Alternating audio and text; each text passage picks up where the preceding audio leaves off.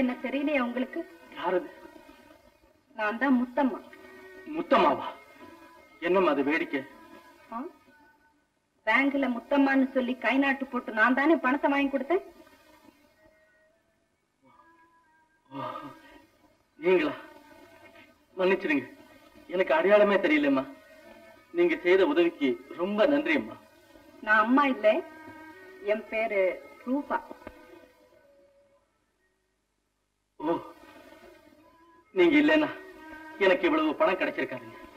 எங்க குடும்பமே உங்களுக்கு ரொம்ப கடமைப்பட்டிருக்குதுங்க. அதெல்லாம் இருக்கட்டும், நான் இப்போ இங்க எதுக்கு வந்திருக்கேன் சொல்லுங்க. தெரியலீங்களே. இத பாருங்க, இப்ப உங்ககிட்ட நிறைய பணம் இருக்கிறதுனால நீங்க ரொம்ப ஜாக்கிரதையா இருக்கணும். அதனால உங்க கூடவே இருந்து முத்தம்மா மாதிரி உங்களை பாதுகாக்க வேண்டியது. என்னங்க முத்தம்மா மாதிரியா? தயவு செய்து மறுபடியும் அந்த வார்த்தையை சொல்லாதீங்க. இது பாருங்க, நீங்க தப்பா நினைக்காதீங்க. அவ்வளவு நம்பிக்கையானவன் சொல்ல வந்தேன். அந்த பலகோடி இருக்காரே, அவரை நீங்க நம்பவே கூடாது. அவரை பத்தி எனக்கு முன்னமே ரொம்ப நல்லா தெரியும். எங்க குடும்பம் சீர்குலைந்து போனதுக்கு காரணமே அந்த புண்ணியவாங்க.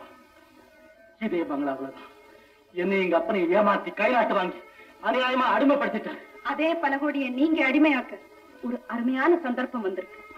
இன்னும் கொஞ்ச நேரத்துல இந்த வீட்டையும் சொத்துக்களையும் ஏலம் போட போறாங்க. ஆமா, அத சொல்லத்தான் நான் ஓடி வந்தேன்.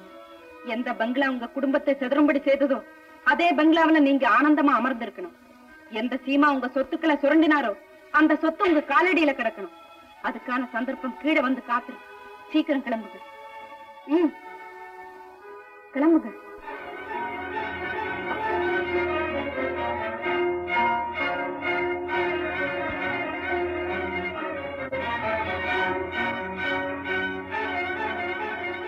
விவசாயி நாகம் மகன் நல்லா மனைவி முத்தம்மா அப்படின்னு விவரமா எழுதியிருக்குதா?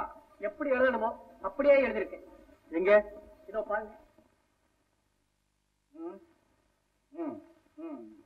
இதுல எசமா கை நாட்ட காணமே. எசமா அதான் கையெழுத்து போட்டுக்கிறேன்ப்பா. அதெல்லாம் எனக்கு தெரியாது. எனக்கு வேண்டியது கை நாட்டு. போட்டு கொடுங்க. எனக்கு போட்டு பழக்கம் இல்லப்பா. பழக்கம் இல்லையா? கொடுங்க உங்க கைய.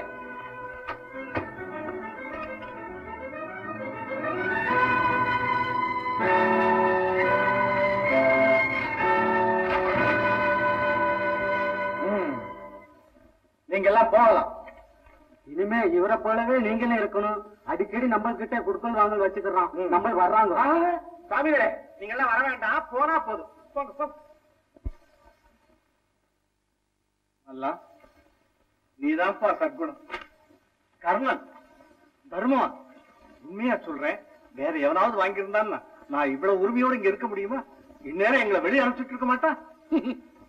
ஜப்பான் ஐயாவோட பெட்டி படிக்கையெல்லாம் கொண்டாந்து எதுக்கப்பா அதெல்லாம்? எங்கேயாவது உல்லாச பிரயாணம் போகவா இருக்கும். அப்பா நானும் வரட்டுமா? நிச்சயமா. நீங்க இல்லாமலா? எசமா, 2 பேரும் வெளியே கிளம்புங்க சீக்கிரம். என்ன குரல் மாறுது? எங்க போய் சொல்றப்பா? இந்த பங்களாவை விட்டு வெளியே போங்க. நல்லா நல்லா, நான் என்ன தப்பு செய்திருந்தாலும் மன்னிச்சுக்கப்பா. ஊர் மிச்சம் வாழ்ந்தவன், உன்னை கெஞ்சறேன். ஊர் ஊரா தெரிஞ்சவன், நான் சொல்றேன் வெளியே போங்க. நல்லா, இந்த நிலைமையில என் பொண்ணு அழைச்சிக்கிட்டு நான் எங்க போவேன்? எங்க போய் நிப்பேன்? சந்தையில நில்லுங்க. அப்பதான் முந்தி செஞ்ச அக்கிரமம் எல்லாம் தெரியும். இருக்க இடம் எல்லாமே தெரு தெருவா அலையுங்க. அப்பதான் எவ்வளவு பாவம் செய்திருக்கோங்கிறது தெரியும். எசமா, இழைச்சவன்னா ஏறி குத்தி மாவளுக்கு போட்டீங்களே, அதை மறந்துட்டீங்களா? நல்லா நல்லா நல்லா நல்லானுக்கு உங்களை பழிவாங்கணுங்கிற ஆசை இல்லை. பூமியில இருந்து பொன்வெளியை செய்துட்டு புழுவா துடிக்கிறானே, அவன் வயிற்று அடிச்சு வம்பு செய்யற உங்களை போன்ற ஈவிரக்கம் இல்லாதவங்களுக்கு இந்த பாடம் ஒரு எச்சரிக்கையா இருக்கட்டும். பழைய போதைய மறக்கட்டும், புதிய பாதையை நினைக்கட்டும். ஜப்பான் பெட்டி படுக்கிற அடிங்க எடுத்துக்குங்க. நடங்க வழிய, அதோ வீதி.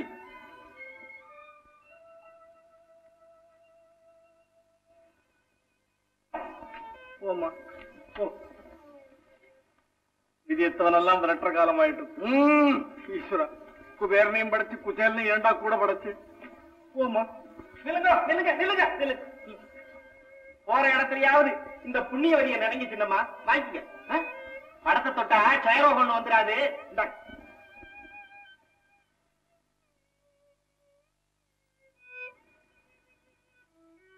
எட்டடி குடிச்ச நாங்க செய்யற வேலை தெரியுமா? எதுவா இருந்தா என்னப்பா, எல்லாம் இனிமே நீங்க தான். அப்ப நாங்க சொல்றதா நீங்க செய்யணும். நம்ம மீசை லாய்க்கு இல்ல, மீசையை கட் பண்ணுங்க. இதுவும் இங்கேயும் அதே தான். குடிமையை கட் பண்ணிட்டேன். நீங்க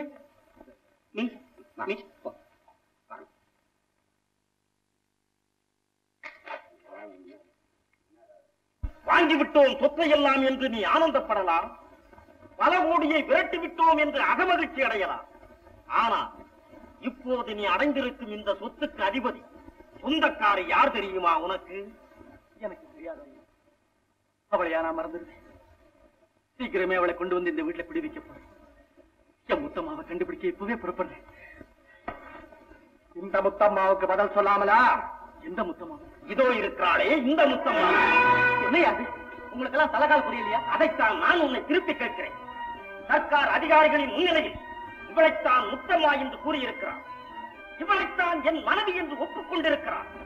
கையெழுத்து போட்டு பணம் வாங்கியது இவள்.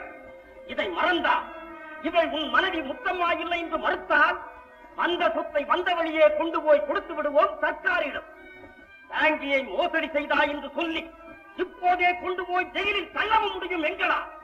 எனக்கு உன் மகன், உன் மனைவி.